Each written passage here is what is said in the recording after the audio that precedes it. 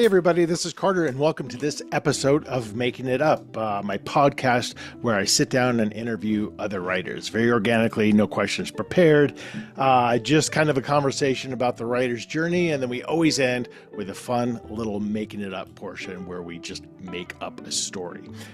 Before I get to today's guest, what do I want to talk about? Maybe I will just quickly promote my latest book, Tell Me What You Did. Came out in January. It's been selling well. I've been very happy with it, but the more readers that could connect to it, the better. So if you're interested in a creepy ass story about a true crime podcast that becomes very meta and has QR codes in the book and a fake phone number that you can call, then check out Tell Me What You Did. And you can see more about it at my website at carterwilson.com, and then just search for it online. You'll find it. All right. So maybe that plug is out of the way. I'm told I need to be plugging my stuff in every intro. So I'm trying to think about what I can plug. And I know I've already talked about Unbound Writer a lot. Anyway, let's talk about today's guest. So today I had Robert Bailey on the show. So he is if you don't know who he is, and you probably do know who he is, he's the Wall Street Journal best-selling author of, I think, 11 books now. So incredibly successful. He actually started publishing when I started publishing in 2012, and his first book was The Professor. His latest book that just came out, which he describes as a little bit different than, it's not a legal thriller. It's a little bit different than what he normally writes. It's called The Boomerang, and it's been doing incredibly well. It came out in May of 2025. But Robert, he like a lot of authors that I've interviewed and talked to and gotten to know, started writing after having become a lawyer. So there's a parallel there somewhere. And in Robert's case, he describes himself as always having been a huge reader growing up, kind of started writing a little bit in high school, and then took a course in college, but of course went the law school route. But loved reading. We talked about Grisham quite a bit in terms of just reading legal thrillers and liking those storylines and the character development of those particular books. So he got this idea as a practicing lawyer for his first book, The Professor, and it's interesting him talking about it. He's like, back then, it was a 200,000 word novel, which if you're a writer, is not going to fly in the thriller verse. Thrillers are typically 85 to 95,000 words, somewhere in there. But decades ago, books that long were definitely more the norm, and that's just not the case now. So he self-edited that, cut more than half of it, and then was able to get an agent and sell his very first thing, the very first book that he wrote, which is amazing.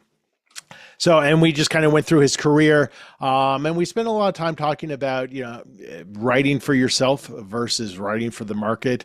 And, he typically, as he says in the interview, doesn't like to share a lot until he's kind of done. He doesn't want those voices in his head while he's crafting. He wants to just get through that first draft, using figuring out the story on its own rather than having that feedback. So I feel like we related on a lot of different levels. And then we made up a creepy little story at the end that involves painted toenails. So I think you're going to like this one. This is my conversation with Robert Bailey.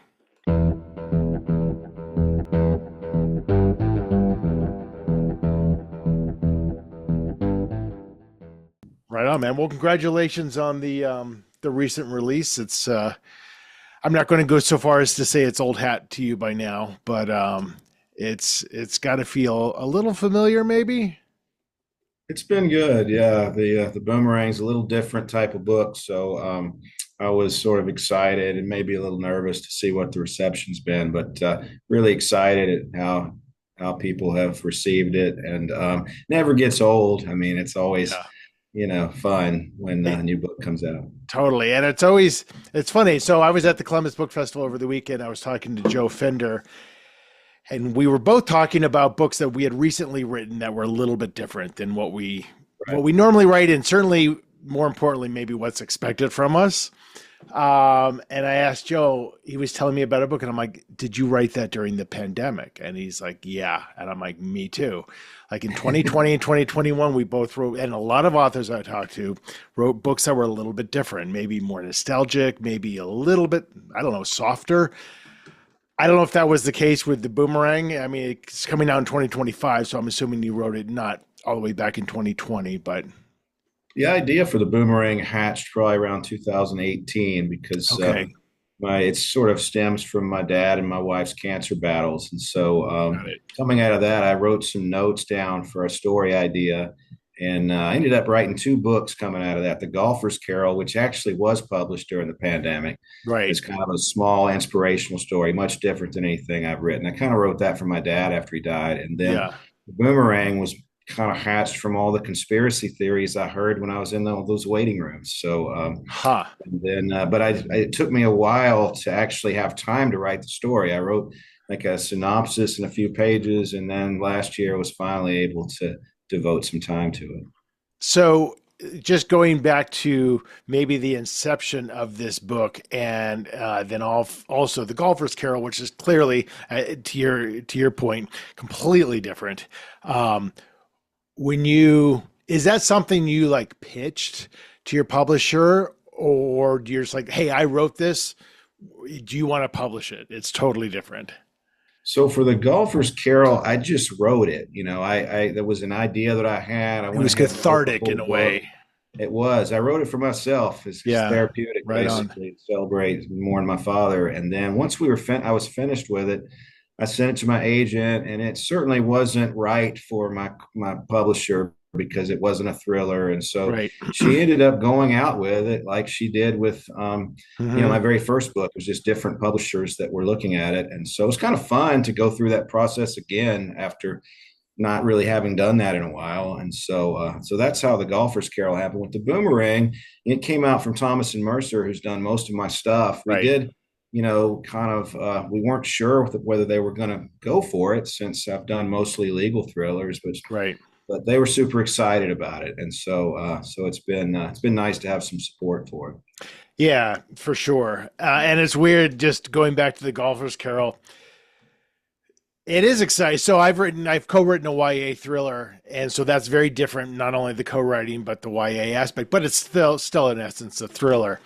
And same thing, like my editor does adult fiction, so it's like, well, I guess we go out with this, and it's weird after years and years and years, and it's exciting, but it's also like, oh yeah, remember how terrible all of this is. Like it's like Exactly. months and months and months, and we literally haven't heard anything. And I'm like, this is what all these aspiring writers are going through right now. Is the Right. industry is, and it's.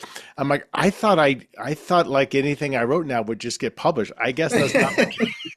Isn't it Exactly. weird? It's kind of It like, I is mean, exactly the way it was for me. Several months of no activity, and then we had a flurry of activity, which was fun but also frustrating, for different reasons. And so it was great at the end when we landed with somebody, and but it was kind of odd to go through it again after having a few books under me.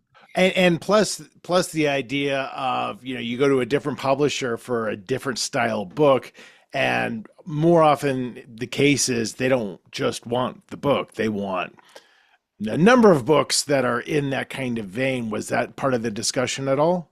It was a little bit, they Yeah. wanted like an option on any sort of subsequent inspirational book I wrote. Yeah. And so the thing about the inspirational stories, I've had a few ideas since then, but they don't come to me as quickly as the situations that drive the thrillers. And so Right. I've had a recent idea that I think actually Thomas and Mercer is going to publish. That's not exactly like the Golfer's Carol, but it is completely different than what I normally write. And so it won't be Thomas and Mercer. It'll be one of their I can't It would remember. still it'll still be Amazon. It'll It'll be under still be that. APUB, yeah. And It'll be so under that umbrella.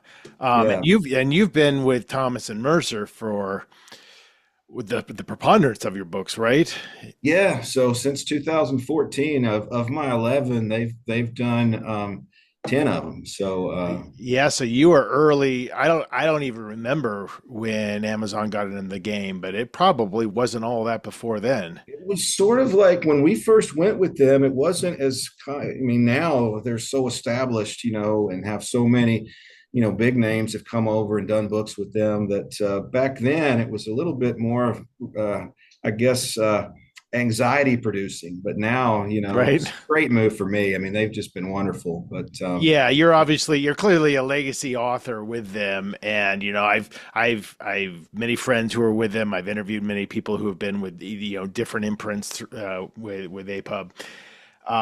Various different experiences, but it's one thing you can get. It's funny whenever I'm looking at somebody's stuff online. I always look at their website, obviously, where their books are sold, and then I always go to the Amazon page because that gives you also kind of a clear picture, whether they're with Amazon or not. And then I'll see like, 20,000 reviews. I'm like, chances are this is, and which is amazing because you just get this, you get the first look, you just get, you get all of that 800-pound gorilla behind your book, which has got to be pretty thrilling. yeah, it's been helpful for sure. I've definitely been fortunate. Yeah. So, the other thing you have in common, a lot of thriller authors that I have interviewed and I know, they were lawyers. That's a Right. very Funny how common that path. is. And I'm literally 2 weeks from driving from Colorado to Ohio, my daughter to law school because she's going to Congrats. Ohio State Law School. Yeah, thank you. Most lawyers I mention that to, they're like, tell her just to run. Exactly. But she's excited. She wants to be a prosecutor, and she just loves. She's very excited. But there does seem to be a through line, and it's not always necessarily a through line to legal thrillers. You look at Alex Finlay, who doesn't write legal thrillers at all, but yeah, he's a practicing corporate lawyer. When you were when you were going through school, was the idea of creative writing at all a thing from your past or in your thinking at the time?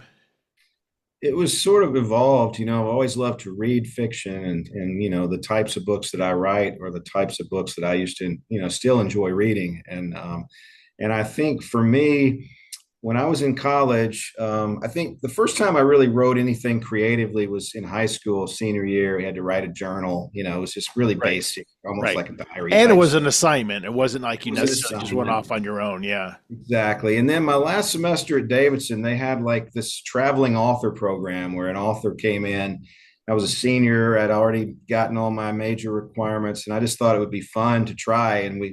I took the class. We wrote 4 short stories. I mean, mine were terrible. I Sure. found one Yeah. of them recently, and it was, really Right. unsophisticated. A 22-year-old wrote them, but I had fun with it. I got enough good comments to think there might be something there, and that from that point on, I thought, well, maybe what I really wanted to write was a novel, and my short stories were way too long, and Yeah. so Right. Right. so that's kind of the way it started. And there is that thing where you kind of find the lane that works for you. And I mean, that was my experience too. I started without any experience or background or aspirations. And the first thing I wrote ever was a novel. And then to me, to write a short story is really difficult because I'm like, how do I create an arc in 3,000 Right. words? Really My hard. short stories are just like snippets of somebody's life in that moment, because I don't know how to keep it keep it short. But it's also interesting to me that especially on a law school track and a legal profession track where I can only assume it's very all consuming to have thoughts about doing something at all with your free time, much less something as monumental as writing a novel. When did the when did the rubber hit the road? When did you finally think, all right, I'm going to sit down and do it? I think for me, it was a combination of factors. The idea for my first book, The Professor, came when I was in law school. Kind of the idea of a law professor, sort of giving up his career as a trial lawyer to be a law professor, and then coming back and trying a case. And it stuck with me for a while. And around that time, I'm sure many writers have had this experience. I read Stephen King's book On On Writing, writing, yeah. and because I was interested in it and just Talk wanted about to see what. inspirational. It was really good. Like just not so much. It was very practical. I thought, it's kind of freeing. Like I might be able to do this after I read it. Not only is it practical, but it's also, I love his mindset, which is this is how I do it. I'm not saying this is how everyone has to do it. Right. And so Yes. glean what you want, see what resonates with you. Yes, that's the way I took it too, and it was a little bit freeing to be able. His advice to read a lot, write a lot, and read everything. I read a bunch of things I probably wouldn't have read after that just for fun because I Yeah. just wanted to see how they did it, and I think all that reading really helped me learn how to be a writer. Yeah. Um, Totally. I think the act of reading definitely not only kind of helps you with story, but it helps you, like you said, how do they do it? How are they physically constructing the story through sentences? And I think things like, but I think you can get so much from watching shows that you love and just because all of that storytelling I think just gets embedded in your subconscious. So like after a while, you're like, you just have those instincts of like, all right, something needs to happen in this chapter because they just sat around in the last chapter. They need to That's move. right. Yes, and I And, think as you write, that what you just said gets better. Like you start to realize it quicker that hey, I need a little something here because it's slowing down or it's too fast here. We need to slow it down a little bit, and totally. so you can't do that unless you read a lot and practice a lot. Right. And it's that existential battle between that instinct, which to your point gets honed finer and finer over time, and kind of our inherent wanting to choose the easiest path. And those things are always in conflict, right? Because you, Right. you have those instincts of like, this is really missing something substantial. And then you're like, oh, but there would be so much work to add a subplot in here or whatever, change the point of view. But you have to do it Right. because it's your story, right? Yes, and you're right. And a lot of times that's part of the procrastination part of it for me. I'm working on my next one right now, and there are at least two issues just like that. And Yeah. I'm kind of at that point now where I just got to do it. Pull the Yeah. band-aid off and do it. But Now, are you at this point in your career, are you having somebody reaffirm or deny those instincts? Are you saying, "Hey, agent, here's my first 100 pages. This is my sense. I want to get your take before I go too deep into this." so I normally don't do that. If I have a new idea, completely new, like when we were pitching the Golfer's Carol, I did just at least mention the idea to my agent before I wrote it. Yeah. And You but sound like me. usually I don't want them to be in the room with me, so to speak, for that first draft because it just tightens me up. A Yeah. lot of times I will, let them in after that, but I do have a little more time. I'm not practicing law now, so sometimes I can get the draft sooner, and Yeah. I will like if I'm worried about something, I may talk to my agent. And my wife is actually really good at talking, bouncing ideas off. I'll ruin every story for her, because I'll tell her Right, everything that right. She knows happens. But exactly right. But you almost can't help yourself. You have to have that one right, person you're like, yeah, here's the twist. It's really cool. right, But it's hard because I'm with you. Like I tend to just write the book and say, here's what I just wrote. I hope it sells. right. And that's generally worked fine, but that's because I'm not outlining. So I'm like, I don't necessarily know what it's going to be. But then you also then get the feedback of like, oh, this needs a lot of work. And you're like, okay. So it's hard to strike that balance, but there is something about writing for yourself and writing from instinct from your subconscious, from a place of kind of just the joy of discovering the story for yourself before all those voices start crowding in, right? Yeah, and the first draft, as long as I can have a healthy respect for momentum and not lose like a few days, that's always the challenge for me, especially when I was practicing. But if I can just move the first draft along, to me, that's probably one of the most fun parts of it. One of the hardest parts about the book sometimes for me is editing myself Yeah. before an editor gets in, because then I don't have anybody else. I finished the book, I'm looking at it. And that's a lot of times when the doubts come in for me is when I write something I think is good. I set it aside for a few weeks. I go back to it. It's not quite as good as I thought it was, or maybe I wrote something I thought was terrible. And now I think, wow, that sounds pretty good now. Right. And so that happens occasionally. And And so I'm finding that to be a little challenging Yeah. as I get farther along as a writer. Right. And then having that opinion of, oh, this is worse than I thought. And then knowing whether or not to even trust that judgment. Exactly. It's so hard. I Like, is it really bad or is it not? so now I'm kind of like I used to, because of the practice of law, I used to could only send the first draft off, and and I would tell him, look, this is longer than it should be. It's a little rough, but it's got the story in there. Now, this last book I wrote, I was able to do a second draft where I went in and made the edits myself. But I was very like I would take something out and I'd be like, I don't know, should I have taken that out? I had some doubts about it, and so. And so I've kept the other draft, and I'll mention if to my editor, I'll say, look, I took some stuff out here, and do you think that this will work? And normally, the instinct to take it out, if I'm thinking it should be out, it probably should be. Right. Um, The instinct is if always I to cut. definitely want to keep it, sometimes they'll want to take it out, and that's where the impasse comes sometimes. But Do you, normally, your instincts, I think, are right if you want to delete something. yeah, for sure. Especially if you're writing a thriller, almost always I think for me, yeah, for whatever reason, my first draft, which is just, pretty garbage, is always almost exactly at 85,000 words. I don't know how, it just always Right. is. And I'm not planning that. But then when I edit, it's maybe deleting 10 and adding 7. Yeah. So it's always a little bit tighter, but that's what you're taking out. You're taking out any sentence that feels like, does this slow it down when it doesn't need to be slowed down, meaning a Right. description of somebody or whatever.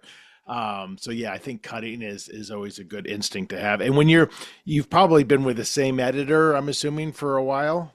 I think on my books, I've had the same editor for 8 of them, and I'm Yeah. working with him again this time. Okay. So And you use the word impasse. Does that happen often where he'll give you feedback and you say, yeah, this all sounds good except for this one thing. I'm gonna stand my ground here, and here's why. occasionally, very rarely, really do I Uh, really feel that strongly about something.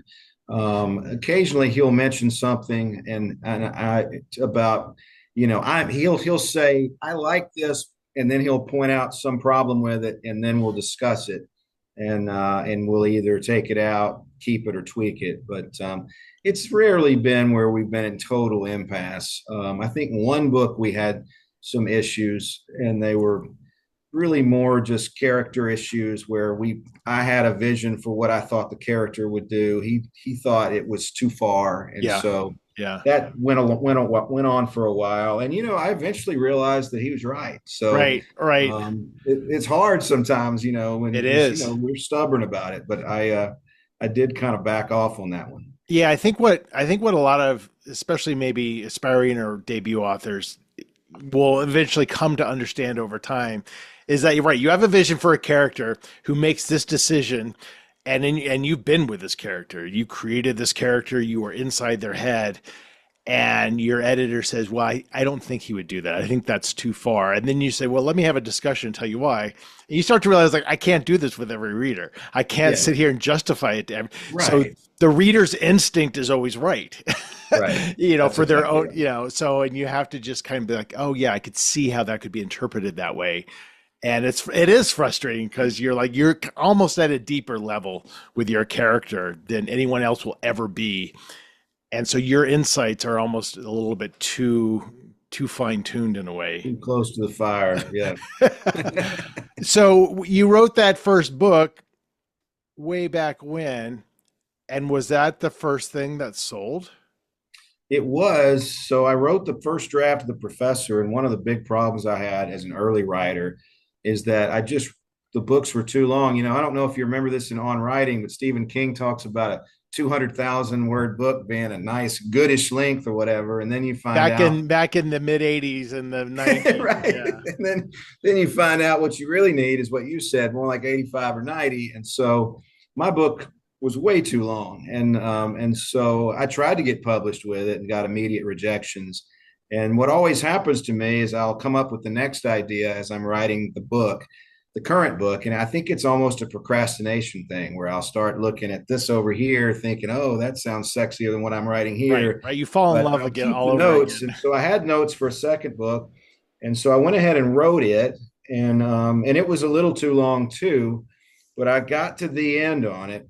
And when I finished writing it, as I was writing it, I figured out what was wrong with the first book. And so Oh, that's I went interesting. back to it and Yeah. was able to figure out why my pacing was off. And so I think writing that second book, which is vastly different than what it ended up being, really helped me learn how to write.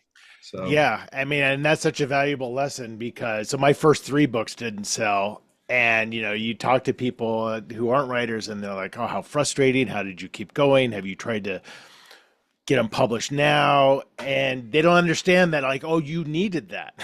yeah, I wouldn't be where I am had I not had all these things that didn't work because those were my training wheels. exactly. That's how I figured it all out. And it's an evolution, right? So the boomerang is going to help inform you for future books, Right. even though you have so many under your belt. And so, but then you went and you fixed the professor. You I hope probably just cut it in half, I assume. Yeah, I Um, mean, almost more than that. It was the original version of the Professor has some parts we kept, but almost it was basically a rewrite. so, and did you not even have an agent with the longer version? So then after so you totally self-edited with your own thoughts, Pretty much. and then went back out, got an agent, and then the agent was able to sell it. Yes, that Yeah. was my process. That's amazing. Like, most people don't have any kind of success with I mean, most people don't write a book. And then Right. most people don't get an agent. And then if you get an agent, it's very hard to sell that first book. So that's a great story. Were you thinking at the time, did you have any thoughts at the time about this is very market appropriate? Legal thrillers are hot right now. Grisham has really opened things up. Or was it just like, this is a story I wanted to tell, and I have no idea what the market is?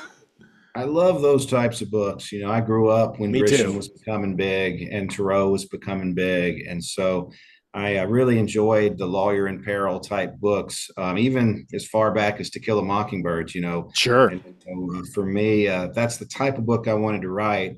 And then when we were trying to get published with the Professor, I really felt like, I mean, I think the timing of things, legal thrillers then really weren't at that particular time in 2012 and 13, Oh, they had kind of wasn't a cycled. great Yeah. time for them. And Right. so we were struggling and we ended up, it was hard. What ended up happening for me is I got picked up by a really tiny imprint called Exhibit A Books. They were Mm.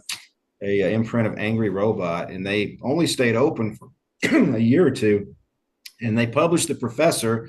And when they ended up going under, Angry Robot just kept The Professor on Amazon for like 99 cents. Well, as I tell people at these book events, it's amazing what people will buy for 99 cents because Yeah. we started getting all these sales, and we had a bunch of reviews on the front end. And so that helped. And then I think that's how Thomas and Mercer found out about me, and they ended up buying the rights to it, and the rest is history. But it Wow. was uh, it That's was kind of a amazing. bad break that set up out my good break. They say they're closing their doors, and I'm like, oh, what am I going to do now? But then they're like, well, let's keep it out there for this low price, Yeah, and then we get picked up by somebody totally. else. I mean, slightly different story, but my first book that finally sold, tiny imprint that had just come into an existence and went out of existence about 6 months after my book came out. And you do have that sense of like, well, shit, like all this time. And then you're like, you just keep telling stories. Yeah, And if you love the stories, then you keep writing new books and keep, keeping yourself relevant, things will happen. But it's all those things are part of the creation of what's yet to come, I think. yeah. And is your attraction to legal thrillers beyond obviously the fact that you were a lawyer and that's just a universe of interest to you, and also you have a lot of knowledge behind it? Are you just, what was your attraction to those stories? Just the justice driven aspect of those stories? I guess so. I think I just remember reading A Time to Kill by Grisham, Yeah. his first one. And just, the lawyer's driving his little Saab car out to talk with a judge, and he's trying to get a change of venue, and his wife's left because it's so he's in such a dangerous situation. I remember him picking up like a 6-pack of Coors on the way home, and he drinks a little bit because his wife's gone. He didn't like to drink around her. And just the way he sets up that character, I was like, man, I want to be that guy. I really, reading Grisham was like, I want to be a lawyer, Right. and then That's as I interesting. got Yeah. more into those stories and started thinking about writing myself, that was the kind of book I thought would be most fun to write, is something that involved a lawyer trying to figure out an impossible situation. Right. And I think what Grisham does so well is he injects such humanity into the characters. I mean, so I used to watch like Law and Order all the time. It was just, it was very template driven, a little bit of character development in terms of the recurring characters, but really it was just like, I'm going to get A, B, and C, and it's satisfying because of the justice, whatever. But then you read Grisham and you're like, oh, here's this person that I relate to, even though I'm not a lawyer. Here's all this depth. I remember when he put out, just speaking of stories that are a little different, he put out A Painted House. Right. And I read that book and I'm like, holy shit, this is an amazing, I just, that's one of my So favorite different. books. Yeah. And it's so different and it's so evocative and such a beautiful, haunting story. And there's nothing legal about it at all. Right. And you're like, oh, this guy's got a lot of layers to him. Right. Yeah. I like that one too. It, He's had several ones that kind of are completely different that I've ended up liking. were you just at Thriller Fest where he was? Did you go to? So no, this is the first year I haven't gone to Thriller Fest in 3 years, and Mm. I really wish that I had gone now because Grisham was there, and I would have loved to have met him. Yeah, yeah, absolutely. And then so then you sold The Professor and then it goes out and then comes back in back to Thomas and Mercer and that's kind of how they connect with you. And then it's just been steady since because the Boomerang is what like what are you at now? Like 12, 13, 14 novels at this point? Boomerang's 11, and then 11. next year the 12th one will come out. So Okay, so you're about where I'm at. My 10th just came out and I was first published in 2012. It's funny when I look at you, I'm like, God, how did he write so much?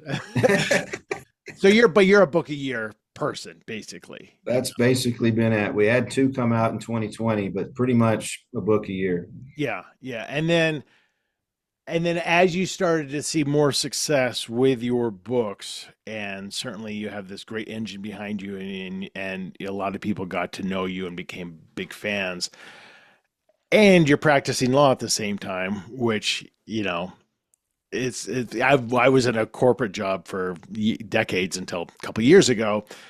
You're making it work, but are you having thoughts of like, man, it would be really great if I was doing this full time? Yeah, I mean, I had those thoughts all the time, and for me, I turned 50 last year, and Yeah. 50 to me hit different than 40. Oh, of course. I Yeah. just, I really kind of was like, man, if I'm going to be doing it, I need to get busy doing it. And it was a good time for me to retire as a lawyer because there were some changes in our firm, and I had been organically cutting back anyway, which for a litigator, it's really hard to do. And you start feeling like you're disappointing folks. And Right. so, and it's really something you have to do every day. Like depositions and trial work is so stressful that if you're not really oiled up and ready for it, and you're only doing it a little bit, I just got more nervous about it, more tight. Right. Because the And cases the aren't going stress of away. it yeah, the stress of it was just getting too much. I mean, it was like a seesaw, and I would go all in on a trial, and then I'd come out of it, and I'd have a deadline for the writing, and it was getting harder physically to be able to do that. And Yeah. so last year I retired as a lawyer. I'm still actually a registered mediator, and so I will help parties in a lawsuit try to settle their case as a mediator, which is a lot different than being a trial lawyer. Sounds like you can control those hours a lot Yes, a better. lot more autonomy over the hours, and so it works better with writing. But as I got more successful as a writer, you know how it is, the book events and all of the different things that we do. Social It is, media. when you're naturally introverted and then you do something like that, which is fun, but then you're just completely wiped out afterwards, and then having to do your regular job. It was a lot easier to do at 35 than it was at 50. Yeah. Yeah, well, and there's something about the discovery process too. And not that you ever, I don't think, at least for me, I don't ever get jaded of like, all right, now this is just my job and I got to write another book because I'm always excited by it. But it is different as you mature throughout the writing process. Of you definitely understand kind of the elements of it and how much you need to write a day, and it is kind of like work that way. Right. And now, but now, I mean, you retire and you write full time, and then, but there's just no constant, right? In the publishing world, it's always changing, and now, of course, the looming unknowns of how AI is going to affect the industry Yeah. and things like that. And I'm like, am I going to be the same kind of writer 5 years? I've been having a lot of these thoughts about like, and it's funny you mentioned introverts, like which a lot of writers are. Now is the time to be present and be out there and be in front of people, and because you can control your voice, how you present, and your brand. And that's going to be harder and harder to do, I think, for people who don't like that, don't want to be, Yeah. and they just want to sit and write books. I think that's going to be harder to accomplish. I agree. And I struggle with that aspect of it. I love speaking at events. That's something as a lawyer that translates over really well, I Yeah, think, to being a writer. And so I don't mind the performance aspect of like tomorrow, I'm going to give a speech to a group in Fairhope. And so I've prepared it, and I do that so much that it's become almost relaxing. I enjoy it. The right. questions, really fun. The harder part for me is like when you go to something like Thriller Fest or BoucherCon and you're just inundated with all these faces and heroes, and like BoucherCon last year, Harlan Coben was standing at the bar, and I Yeah, went up to him, and I just don't do that very well. I was like, "Hey, Mr. Coben," I'm sure he yeah, thought I was a bartender, and I just that aspect of it it's like approaching girls almost. It's yeah, really, I don't know what to say, and so I'm yeah. I'm I'm nervous about it. I get anxious about that. So Well, some and it's people are great at exhausting. it, and Yeah, but I'm not. yeah.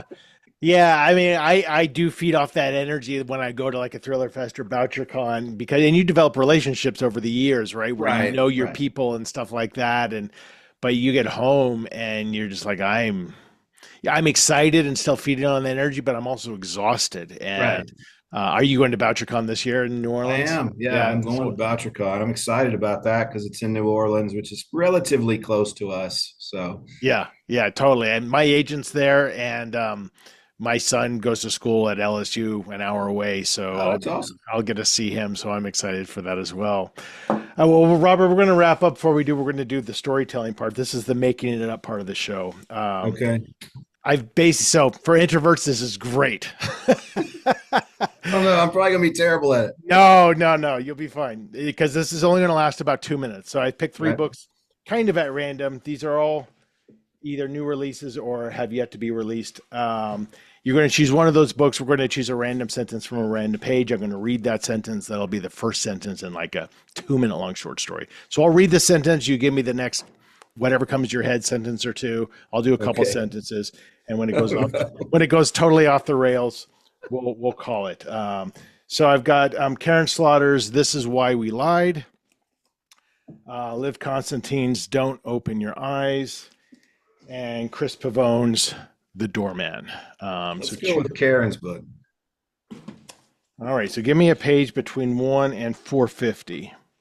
Let's go page 117.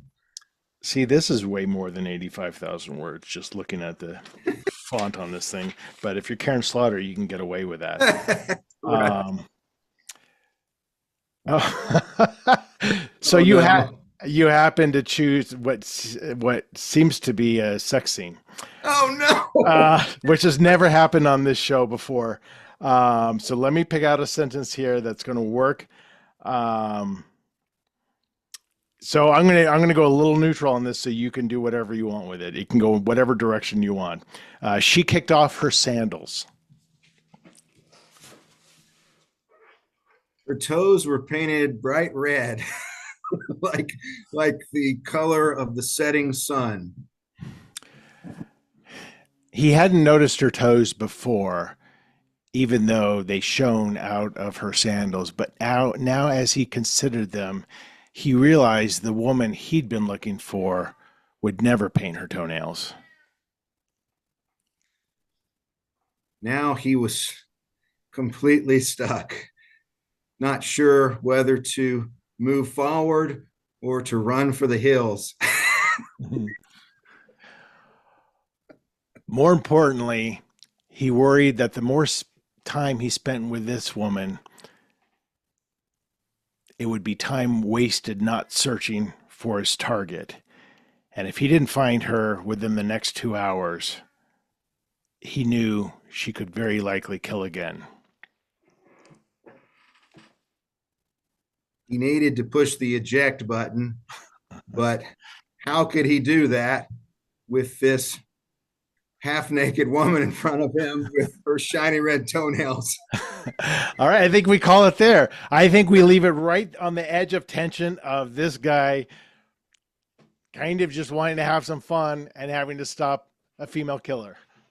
That's a good setup. I would read that. That was great. Well, listen, Robert, it was great to finally connect with you, and congratulations on the Boomerang, and of course all the other books that you have out there that have done superbly well over the last 13 years. And I guess I will see you in New Orleans. Sounds good, Carter. I really appreciate you having me on the show. All right, buddy. Take care. See ya. Bye.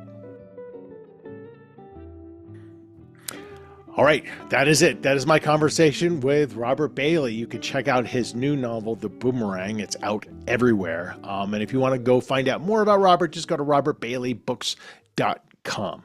And if you're interested in finding out more about me or my books, you can just go to carterwilson.com. You can also see more episodes of this podcast there. Subscribe to my newsletter. All the regular fun things that authors should be doing is on my website. And if you're interested in coaching, writing coaching, one-on-one mentoring, if you're interested in self-guided online writing courses, or you want to check out any retreat offerings I have, that is all located at unboundwriter.com. Unbound Writer, which is my coaching company. All right, friends, that is it. That is it for this episode of Making It Up with Robert Bailey. I hope you enjoyed it. I know I loved the conversation. Another episode will be out just next week. Thanks as always for watching and or listening. Take care.